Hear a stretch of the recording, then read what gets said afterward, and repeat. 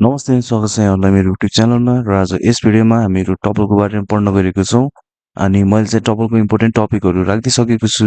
अनि सबैभन्दा पहिलो टपिक हेरौँ tuples are immutable meaning once created they can not be modified मतलब कि टपल इम्युटेबल छ अनि हामीले टपलभित्र कुनै पनि इलिमेन्टहरू एकचोटि राख्यो भने चाहिँ हामीले पछितिर त्यसलाई चेन्ज गर्न पाउँदैनौँ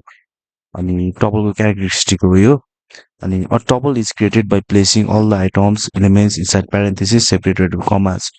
अनि टपललाई चाहिँ हामीले बनाउनलाई प्यारेन्थेसिस युज गर्नुपर्ने हुन्छ अनि प्यारेन्थेसिस युज गरिसकेपछि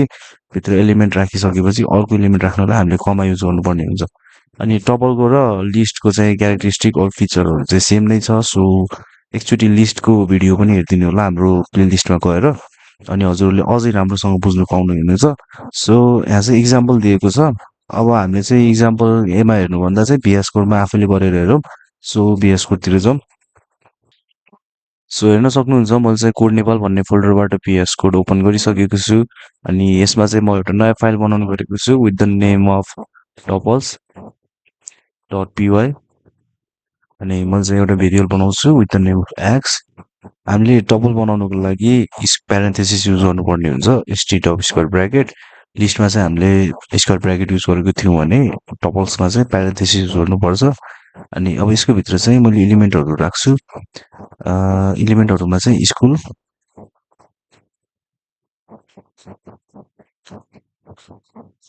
एप्पल अनि अब न्युमेरिक भ्यालु पनि हालौँ 12 13 हाम्रो टपल्स रेडी भइसक्यो यसलाई प्रिन्ट गरौँ प्रिन्ट एक्स सो हेर्न सक्नुहुन्छ हाम्रो आउटपुट आइसकेको छ आउटपुटमा चाहिँ स्कुल एप्पल 12 एन्ड 13 प्रिन्ट भएको छ अब यसको टाइप पनि हेरौँ to see any variable types we just need to print type x program save गरौँ अनि रन गरौँ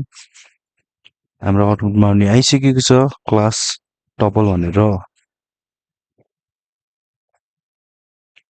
अनि हामीले चाहिँ अर्को कुरा टपलमा चाहिँ के पढेको थियौँ भने चाहिँ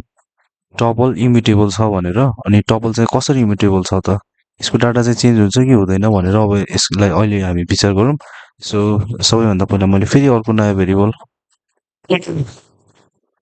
अर्को कुरा हामीले टपलमा पढेको टपल इम्युटेबल छ भनेर अनि टपल चाहिँ इम्युटेबल छ कि छैन भनेर हेरौँ अब आफै